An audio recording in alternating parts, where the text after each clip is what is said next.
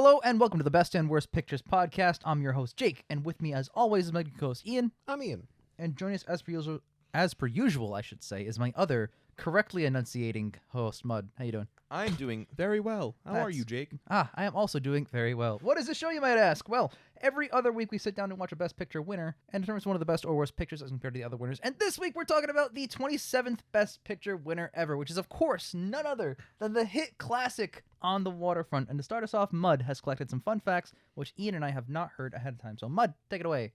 Thank you, Jake. So this film was released on July 28th, 1954 by Columbia Pictures.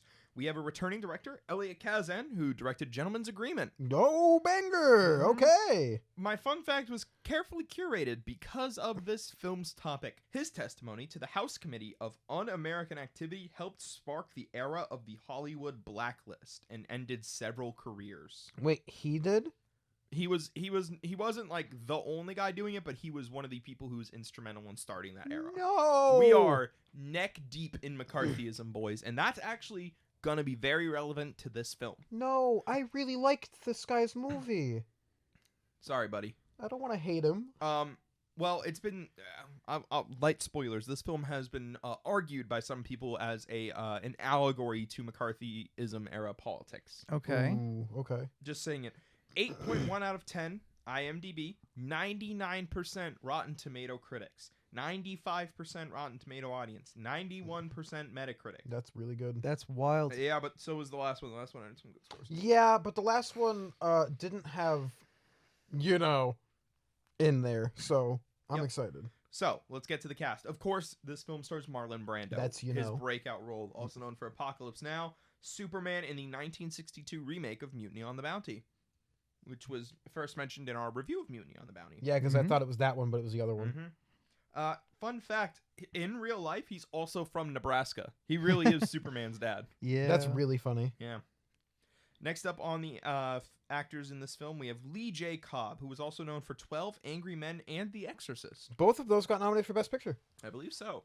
In 1953, after 2 years of resisting, Cobb testified to the House Committee of Un-American Activities and named 20 former members of the American Communist Party. I hope you guys are sensing a pattern here. Yeah. Yeah. Yep. And finally, we have Carl Madden, whose other work includes Patton, which we will be watching for this show. I was about to say, that one, Best Picture. Yep. And then he actually got to start working with Kazan, making propaganda films in World War II. Oh, no. Okay. Mm-hmm. Yeah. Guys, I'm getting real sad. So here are some other fun facts for you guys. Both Al Pacino and Anthony Hopkins have discussed the impact of Brando's performance in this film, citing it as one of the greatest performances, if not the greatest performance of all time. Okay. Yep. All right. That's one of the most talented actors to ever live, and another one of the most talented actors to ever live. Yep. But he does bad movies. Pacino. Yeah. Oh God, Pacino's in some dog shit. I mean, Hopkins is in T5. So. Yeah, but that's like I can only think of like maybe one or two for Hopkins. I can think of at least 5 for Pacino. Back on topic. I also don't blame Hopkins. He looked confused in that movie. Back on topic. Best foreign language film this year, 1954. Any guesses?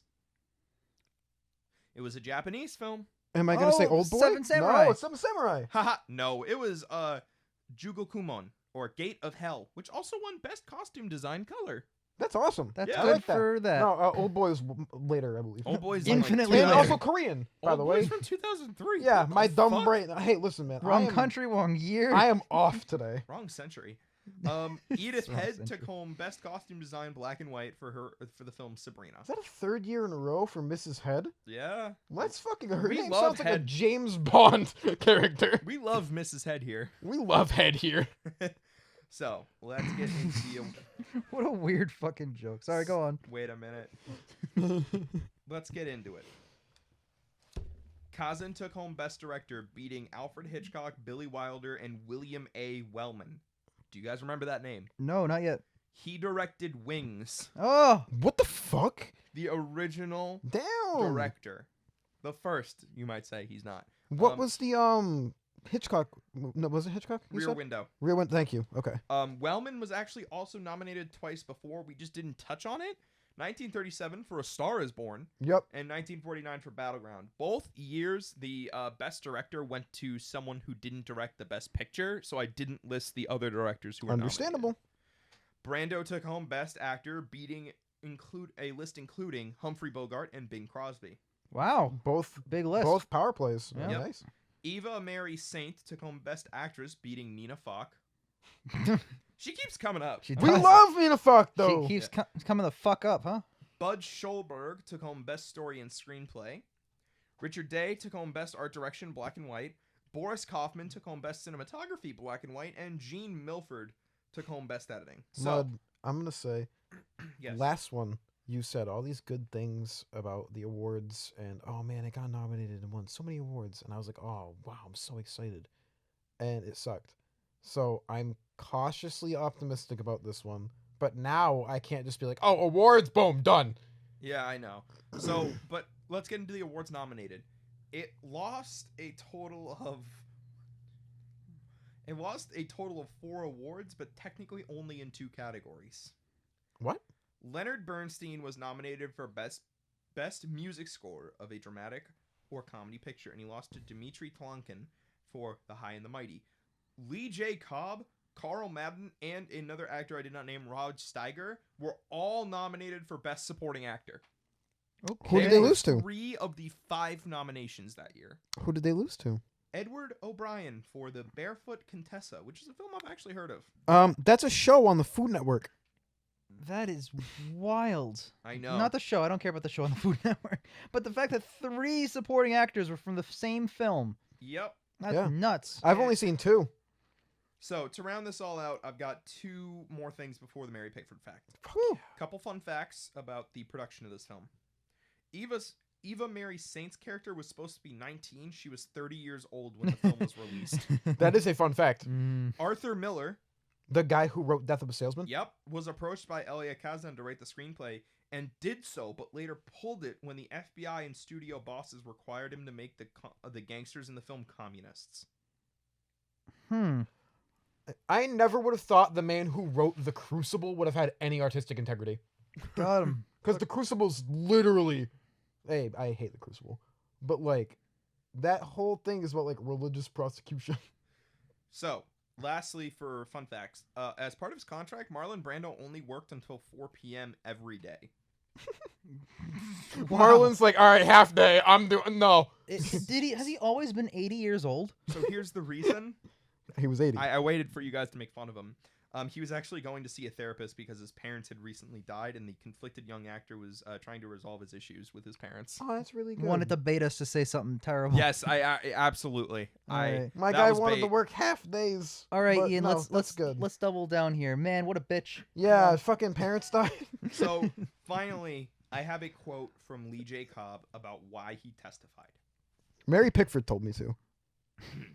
When the facilities of the government of the United States are drawn on an individual, it can be terrifying. The blacklist is just the opening gambit. Being deprived of work, your passport is confiscated. That's minor, but not being able to move without being tailed is something else. After a certain point, it grows to implied as well as articulated threats, and people succumb. My wife did, and she was institutionalized. The House Un-American Activities Committee did a deal with me. I was pretty much worn down. I had no money. I couldn't borrow. I had the expenses of taking care of children. Why am I subjecting my loved ones to this? If it's worth dying for, and I am just as idealistic as the next fellow. But I decided it wasn't worth dying for, and if this gesture was the way of getting out of the penitentiary, I'd do it. I had to be employable again. So he did it to save his own ass. He did it to save his kids, Mm-hmm. which is a common theme in a lot of stuff, like gentleman's agreement. Yep. Absolutely. There's a Yep. lot of that going on. He wrote the movie and then participated in the movie, but it's the bad guys. So I'm very fascinated by this film, and finally, of course, Yeah. The best part of every episode is the Mary Pickford fact. while working for Biograph, D.W. Griffith's company, Fuck. just a Good- casual Good reminder, start. Good start. No. Mary Pickford, quote, played both bit parts and leading roles, including mothers, Injuins, chairwomen, spitfires, slaves, Native Americans, spurned women, and a prostitute. As Pickford said of her success at Biograph, I played a scrub women and secretaries and women of all nationalities. I had decided if I could get into as many pictures as possible, I'd become known, and there would be demand for my work. That is technically true. I've played people of all nationalities? Mary. There's a potential we could find Mary Pickford in Yellowface. Oh, track her down, please. Guys. Make her several I layers don't of like the racist. Mary Pickford facts anymore. I don't know why you get excited for them, Ian. I gotta be honest. They fluctuate wildly between this is how Mary Pickford was essential to forming Hollywood, and this is why Mary Pickford's a frothing racist. Every time, it's I one of like- those two. I really like the ones where she's influential to Hollywood, and I really, really don't like the ones where she's a frothing racist. So I really love it because I literally just like flip a coin. I'm like, is she gonna be great or racist? So once we do all like 93, 94, whatever episodes of this show, we need to string together just the Pickford facts into 1 hour-long special. You guys will understand Mary Pickford's life. Like a big old sermon by It'll Mud. be like a documentary. a document Dude, I'd podcast make a documentary about Mary Pickford. We could She's absolutely an do that. interesting person. She's Check not together. like a good person, but No. like whatever. Apparently, she's very interesting, so let's get Yeah. that going. You know. But in the meantime, we're not doing anything related to Mary Pickford. We're watching On the Waterfront.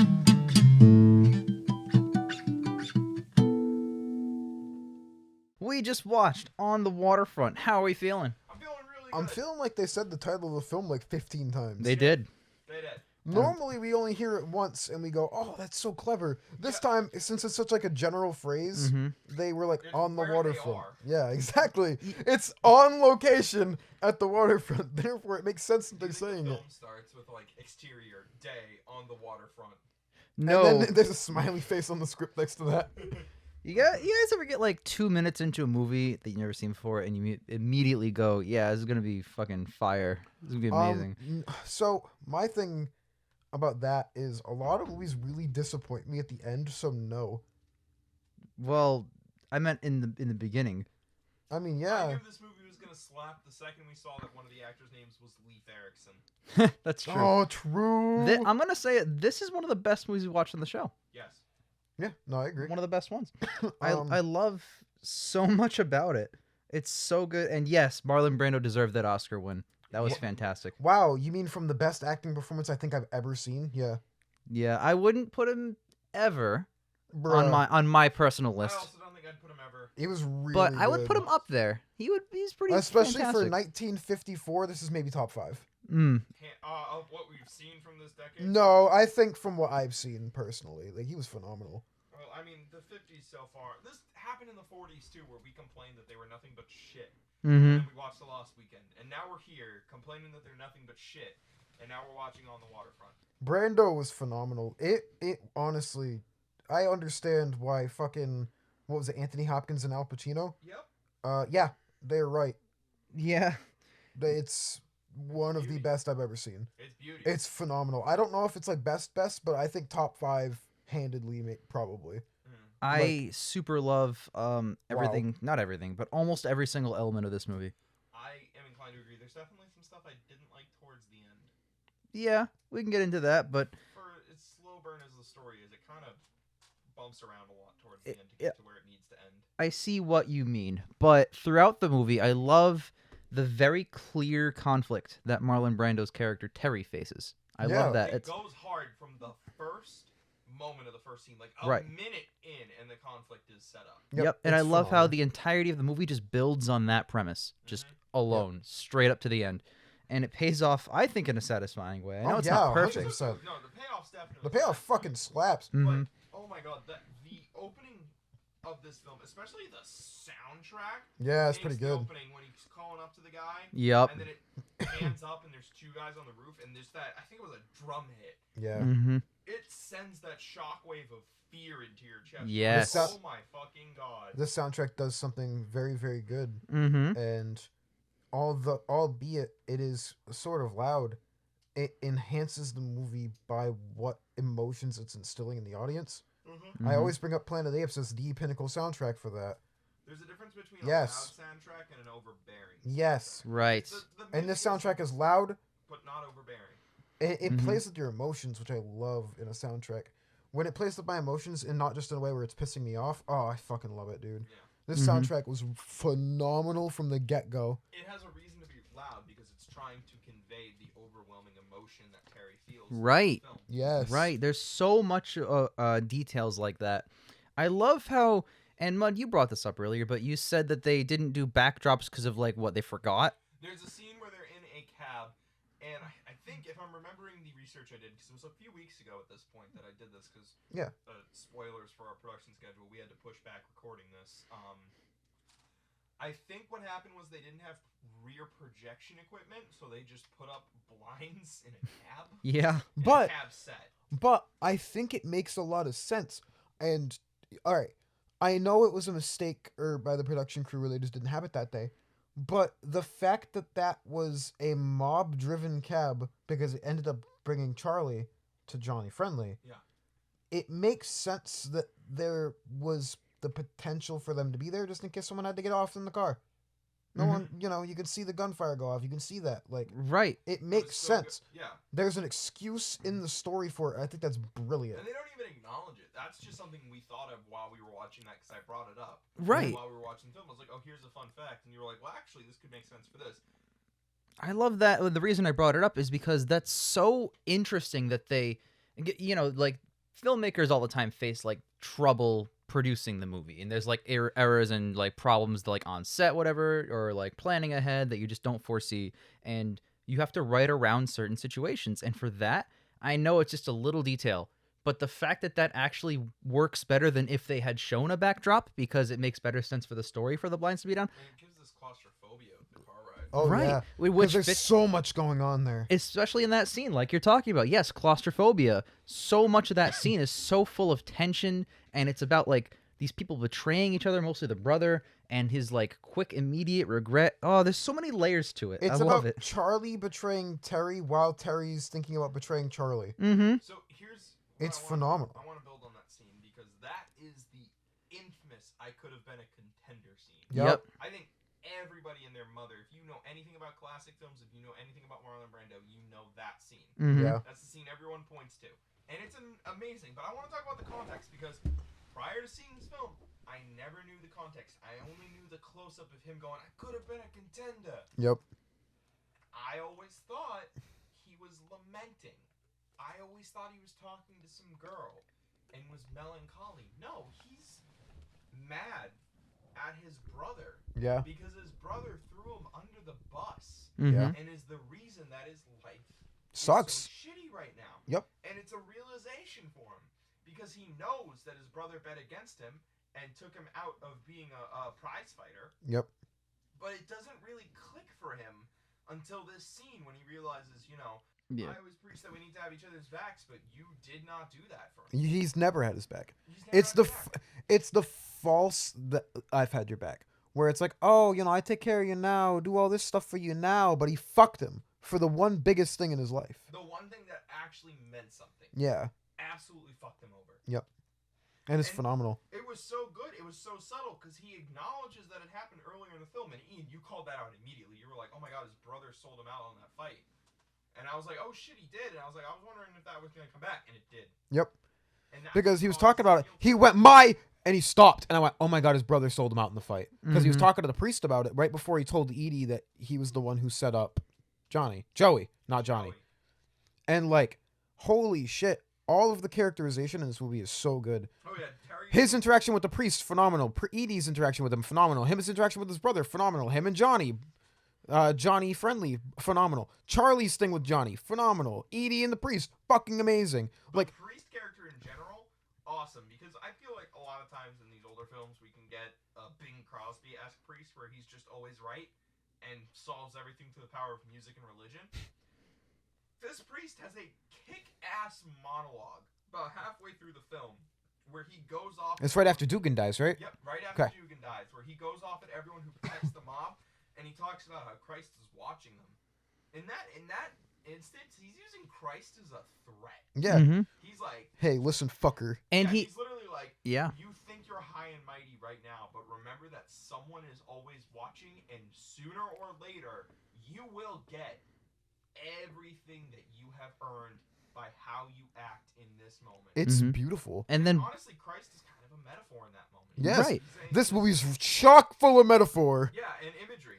And I really love a good priest character because I feel like for so often they can just be written as like preachy and ham-fisted. Mhm. 100%. This guy, he really is a ride or die. I'm doing this because it's morally correct. Right. He was so well written, and like when Yeah. he talks to Terry about what Terry's doing, there's no like, oh, well, the Lord has a plan for us all. He's like, so you're gonna go down to the police station and you're gonna give your testimony, right? He's like, well, I can't do that. You know, I'd sell my brother. And he's like, so you know your brother's in the mob, right? Yeah. And you're screwing over everyone. Like he drills. He was like, what about your other brothers? Yeah, he talk like he does it in a priestly way. Yeah. He does it in like a regal reformed way. But at the same time, he's poking Terry. He's smoking cigarettes and drinking beer too. He's poking Terry. He's leaning on Terry in a different sense, but he's poking Terry, and he's pushing his buttons, and he's like, you know, what you're doing is wrong. I can see that you know this. I'm not going to tell you what to do because you need to make your decision yourself. But I'm going to point out all of your character flaws. And I love that scene. Yeah. Repeatedly. That scene where he's like, oh man, that freaking rant where like, oh yeah, Christ is gonna like a threat or whatever. But then like at the end he goes, amen. And that to me, I was laughing at it. So It's a funny quip. It's amazing. But then you think about it, it's like, oh my God, that was a sermon. Yeah. That was equal. That was like a good metaphor for as if he were giving like a real sermon to a mass. Like, go back to your church, and he points at Dugan's body and goes, This is my church. Yep. Yep. The priest character is really well done. I love badass priest characters. He's great. He's trying to combat this whole notion of like D&D, the deaf and dumb, because the people deserve better than that.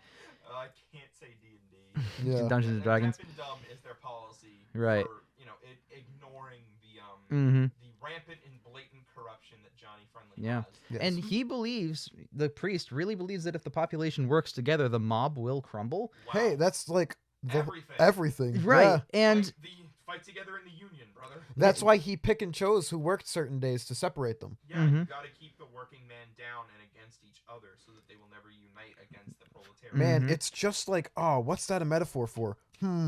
It's Damn. almost like, McCarthyism. it's almost like No. getting everyone to give testimony to lean on all your friends, otherwise you'll make sure that they can't feed their kids. What kind of like political ideology is that? I already said it, but I got you. It's the same thing with what Hitler did in Germany too. It's really funny because what we talked about in the fun facts is like the FBI and like some of the screenwriter people wanted them to make the mobsters explicitly communist, and it's really funny because when you think about that and like remind yourself of that, and then you see how the mob acts, it's a lot like their McCarthyist era politics. Politicians where they're like, so you're gonna, it's a funny inverse though, because instead of you're gonna testify, it's you're not gonna testify, which I think really makes it work. You know what? I was upset about L.A. Kaza. He knew what he was doing. This whole movie's a big fuck you to everybody. And That forced him to do what he did. People have alleged, I couldn't find any primary sources on this, but people have alleged that Elliot kind of made this film as like As a apology / like damnation of McCarthyism. well, Yeah. that's kind of great because like what's so cool about the fact that they're not explicitly really anything is that you can look at what happens in the movie and interpret it in a certain way that fits it. So like with people, yeah, you're right. You can use it as an inverse of the exact same thing that the people wanted it to be in the first place. It's the same kind of thing where like after the fact, The Matrix, the Wachowskis said that it was a trans allegory. The thing is, you can read it that way. You can also read it in a lot of different ways. And the fact that it is ambiguous and it's open-ended lets the viewer interpret what's happening. And we're doing the same thing. To reach a wide number of people while Yes. still maintaining a thesis statement. Right, exactly. But I feel like, differently than The Matrix, I feel like this movie can't be misinterpreted. No, it's pretty clear Or has what a it is. lot more trouble being misinterpreted. Well, You know what I yes. Because everything can be misinterpreted. But, like, there's obviously those internet Reddit dudes who are like, red pill, alpha male. Right, you know? yeah. So, Well, like, I mean, even that speaks to the fact that it's interpreted in multiple ways, since there's people who there are interpret people it who in are weird ways. blatantly wrong. Yeah. Yeah, exactly. They interpret it in like weird ways. So you Yeah. know, What but if the union was a stand-in for the union? Marlon Brando's Elon Musk. you waited a long time. To get SpaceX up and running. All right. So No, but- speaking of Elon Musk, I think there's excellent chemistry. Oh my god, we just watched the most man. So the last one was the most man and woman on screen together thing we've ever watched, potentially, because that happens to two separate couples in the same film. And one of the couples literally never expresses any sort of like enjoyment in each And other. this one is the least that we've watched so far. Yeah. It's Marlon Brando's so fucking charming, dude. dude, it's a combination of both of them slapped at acting. Yep. Eva Marie Saint. We need to talk about her. We will. I want to break. Can we? I want to finish the point first. All right. So both of them are amazing. Every actor in this movie is phenomenal, by the way. Like, I just want to get that out of the way. Johnny Friendly, oh my fucking god, is he awesome. Perfect. Like, everyone was phenomenal. But I feel like their chemistry worked in so many different ways because of how good they were acting, how tight the script is, and just how they were being portrayed in characterization early on in the movie. It's so good because you see him as just like almost a 2-bit criminal, but he has that charm because he used to be a professional athlete, or a semi-professional athlete at least. He never got to do contending. He could have been a contender. But it's like he understands how to charm. She's a little bit more naive because she goes to a Catholic college, I'm pretty sure. It's a public college. But run by... Not Catholic explicitly, yeah. but it is run by nuns. So she's very, very reserved. He asks if she likes beer, and she's like, I don't fucking know. I'm 19 for one, and B, 19. she's 30. I'm 19, and I've never drank before, probably because it's run by the sisters. So she's more of this naive character, and he's obviously this charming, charismatic criminal. I understand completely their dynamic right off the get-go. And it only builds from there, and it's phenomenal. And I understand why she's angry. And I understand why in the scene that you said you didn't like, why he did what he did, and why she reacted the way she did. And I actually get it, despite it being weird, because shit like that does happen. It was weird, but like also Terry is obviously characterized as not being the brightest tool in the crayon box. The characterization of every character in this film, and just how neatly packed everything is. I completely understood everything about the characters, and that's why the chemistry works. Because if there's a weak link in the characterization, you go, well, I don't understand why they're doing this when this is happening, but I do. And if the acting's not good, I might not buy that kind of charmingness from him, or I might not buy all the naivety from her despite the characterization trying to tell it. And if the script isn't as good, the dialogue might suck, and I might hate it. Yep. Which happens a lot. This is one of the best romances of all of the best pictures. And can I explain a little bit more on why? I want to build off of what you're talking about. Dude. Yes, of course the acting is great in this. Of course, the writing is really strong. But something that separates a movie like this from like 8,000 other old movies, some of which we've watched for this show. The leading woman has an excellent characterization. She's mourning her brother's death, and throughout trying to figure out who did it, she begins to fall in love with Terry, who's the reason why Joey is dead in the first place. Yes. And all the while this is happening, you have both the townspeople and the mob he's a part of giving Terry shit because both sides throughout the movie accuse him of being a traitor for the other side.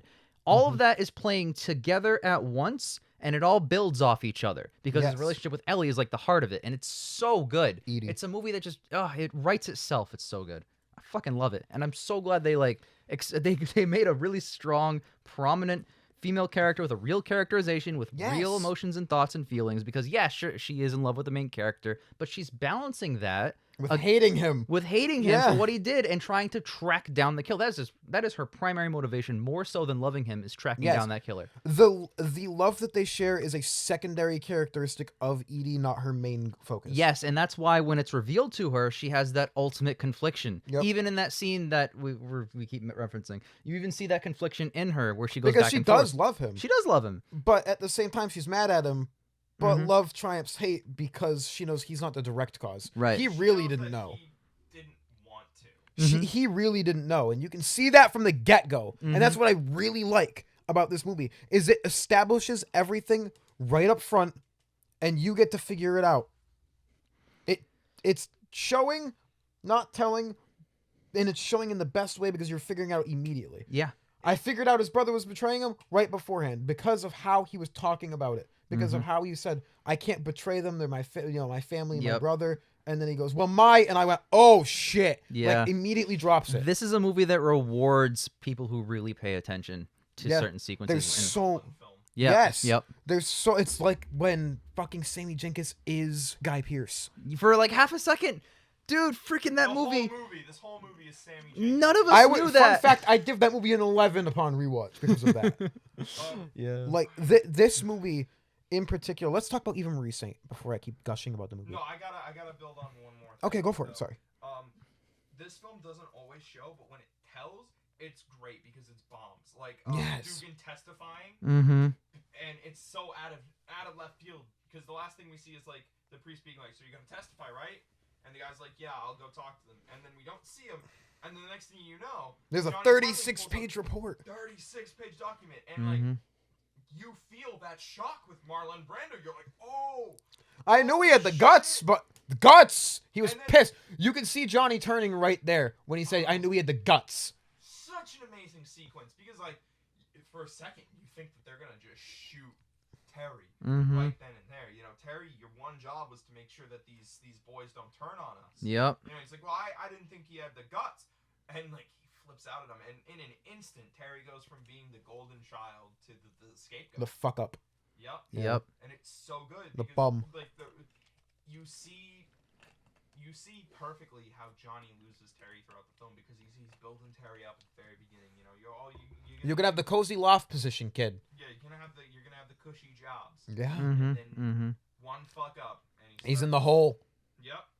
And Terry starts to realize, well, maybe these guys aren't looking out for me as much as I thought they were. Yeah. It's It's But so powerful. He still doesn't want to admit that because His you know, brother. this still is everything he's ever known. yeah. It's not easy to leave.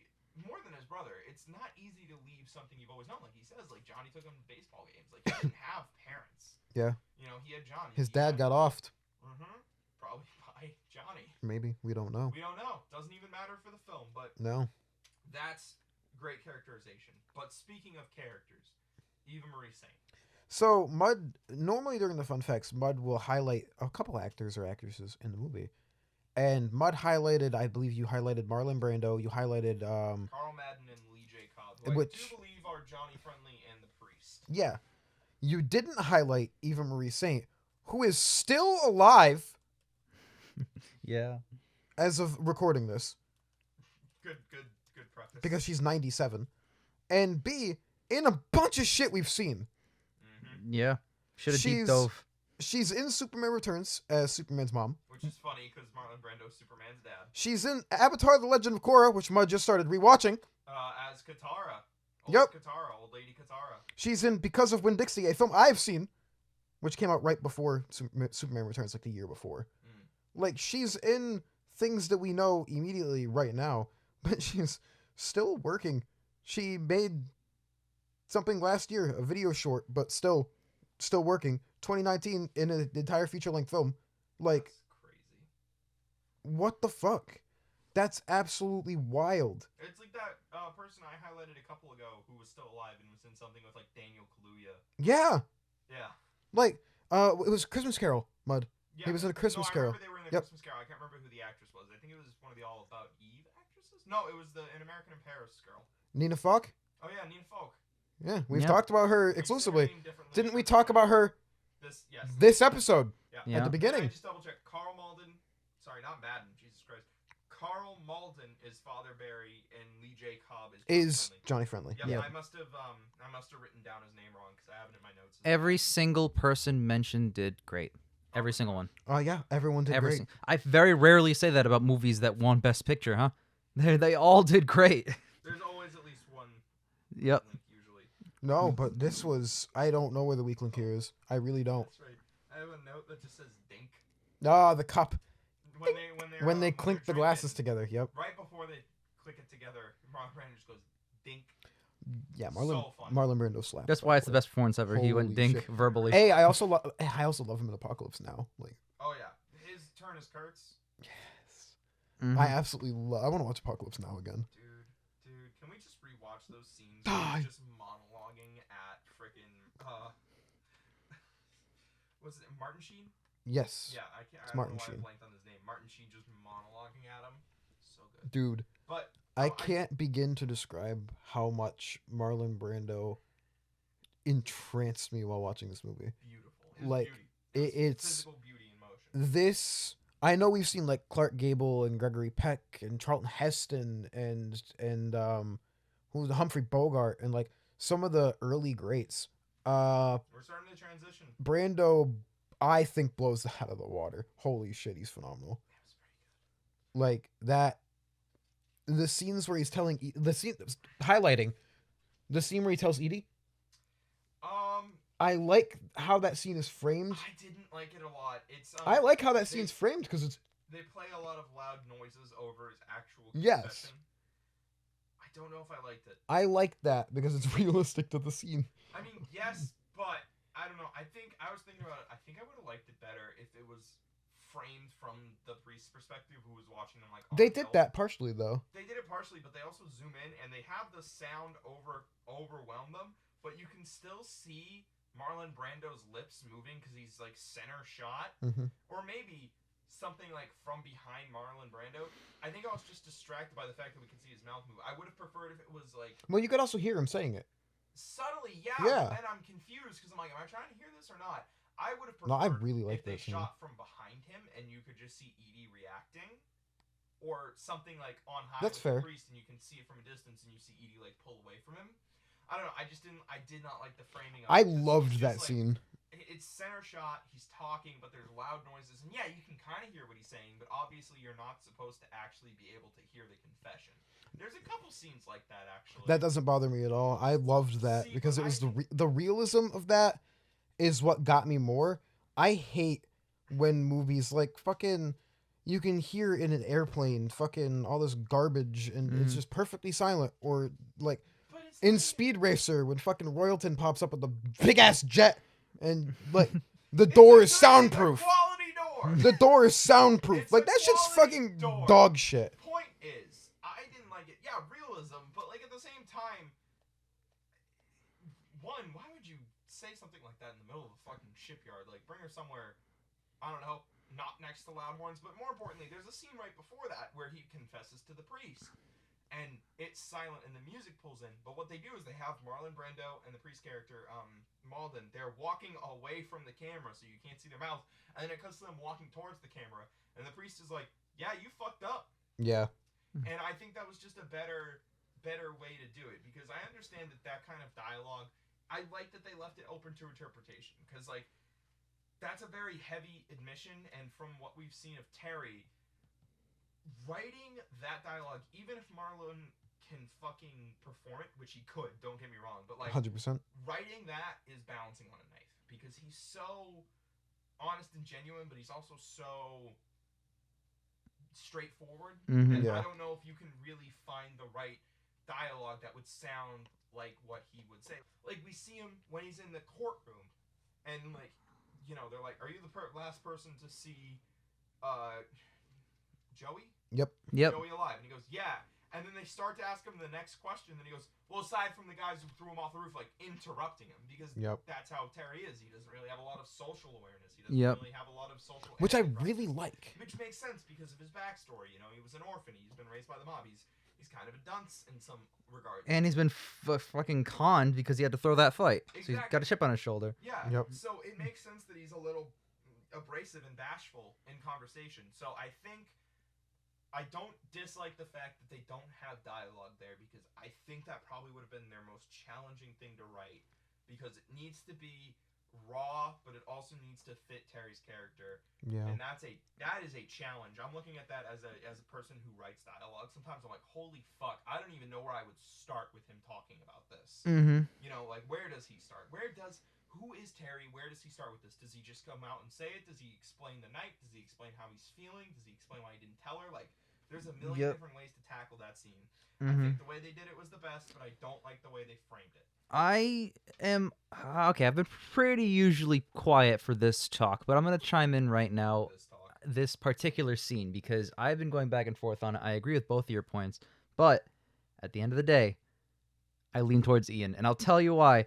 That scene and the way it's structured, I keep thinking over about the scenes before and after it. In context of the story, him telling her is the foregone conclusion. The interesting part is her reacting to it. So it's not necessary to show him telling her. So by that logic, I would argue that this is probably the more interesting way to do that, especially since what exactly he says, as long as he doesn't fuck up, which we're assuming he doesn't, then it totally makes sense in the context of the story. Yeah, because we know what happened. We don't need to hear. I'm not arguing that I would have liked to hear what he said. I'm saying like when I say framing, I mean literal framing. I don't like the shots on Marlon Brando with his lips moving. I want to see Edie's reaction. I mean, I like that it bounces between the priest, her reaction, him talking, her reaction, her running. I would have just preferred if it was her and the priest. I don't need Marlon Brando lipping at me. So it's mostly the lipping. No, because I like his despair when he sees how haunted she is. Like, you can see it in his face, like, I shouldn't have fucking listened to that stupid priest.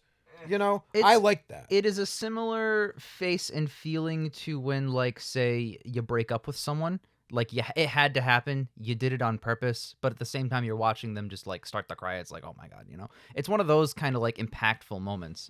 And I get out of feeling that. I think one of the reasons that this is considered one of the best performances of all time is because of his visuals as well as his acting. Yeah. I mean, it is a whole story going on in his face in every scene. It's his eyes, his very expressive eyes and eyebrows. Because, like, they even bring it up in his eyes. It's like you can see the sadness behind everything that he does. Yep. An unfulfilled sadness. Yeah, because he has that chip on his shoulder from everything that happened. It's so good.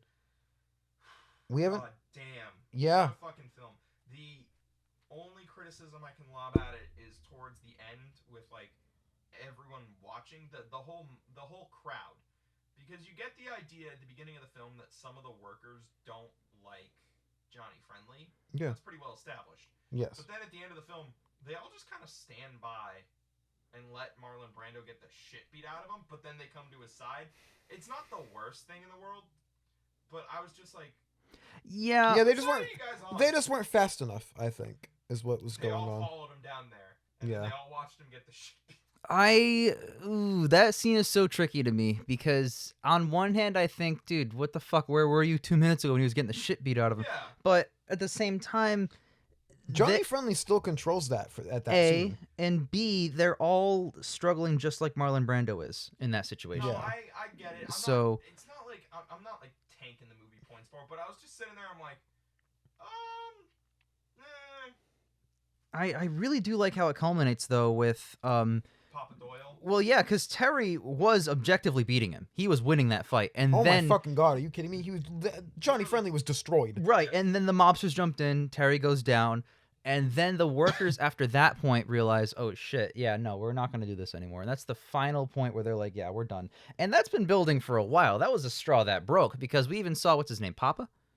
Yeah, Papa Doyle. We don't hear his name besides Pop. Papa. Yeah, so Pop Doyle, he's the one who's finally like, no, I've been doing this my whole life. And he pushes over Friendly into the river, which is so good. I'm glad it was Doyle. What a good... Dude, fucking character. That worked on multiple levels, because it was Doyle to like kind of get back for like what happened to him.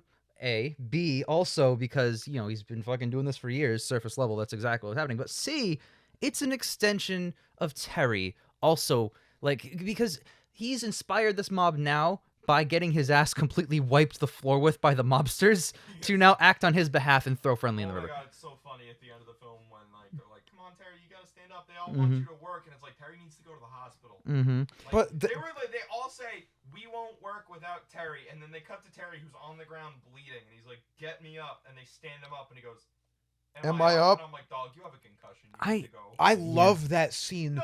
so much, though. It's a very powerful scene. Yeah. And thematically it works. Characterize it works. But like my logic brain is like, I'd be like standing there. If I was one of the union boys, I'd be like, dog, we need to take Terry to the ER. He's gonna die. I just keep thinking about it too, because like him fighting freaking Friendly and he objectively winning that fight before the mob That's comes his in. title fight. That is so on par with him having that fight, and he would have won that fight, but the mobsters fixed it. And this is literally calling back to that by having the mobsters fix Friendly not getting the shit beat out of him. And this is the exact same situation that's been described the whole movie, happening again with bigger consequences. But this time he gets up and fucking sticks it. Oh, it's so good. So good. Yeah. It's so it's so character This driven. movie has so much good metaphor, like the hawk and the pigeon metaphor as well, that the pigeons are helpless, dumb, fucking stupid animals, and hawks are some of the most intelligent birds. And predators, deadly. And back to why the townspeople didn't really do stuff. One of them said, they'll kill him, it's a massacre. And the other said, he's one of theirs anyway. Calling back to the fact that both sides accuse him of being a traitor to both other sides. And that was the pushover. They realize once they all gang up on him that he's one of them. Yeah, exactly. Oh my gosh. Fucking. But at that point, it's too late for them to jump in. I know. Yeah. So there's a lot happening in that scene. The more I think about it, the more I like it. It's a lot. There's a lot going on. A lot of layered. Mud, how detail in dare this you movie. criticize a film? There's just one tiny thing. Okay. Which is when they're at the testimony or whatever the fuck, friendly in the middle of court, in the middle of everyone, when he's trying to play it safe and make himself look like an honest businessman, tries to beat the shit out of Terry. Yeah. He lost his fucking cool. That's the first time he realized he lost control. Yeah, I get it. Like, you're supposed to show he's slipping, but I was like, dude, rookie mistake. Definitely rookie mistake, but for characterization. Yeah. Oh. No, I understand it's for characterization, but like I was just sitting there, I'm like, bro, come on, that's. You're not even trying. Deb, it's not what it looks like. You don't act up in court. Yeah. Yeah. No, 100%. To give them nothing. Yep. Yep. Yep. Give them, come on. Deaf and dumb. You're dumb. You're dumb and dumb. Just dumb. Yeah.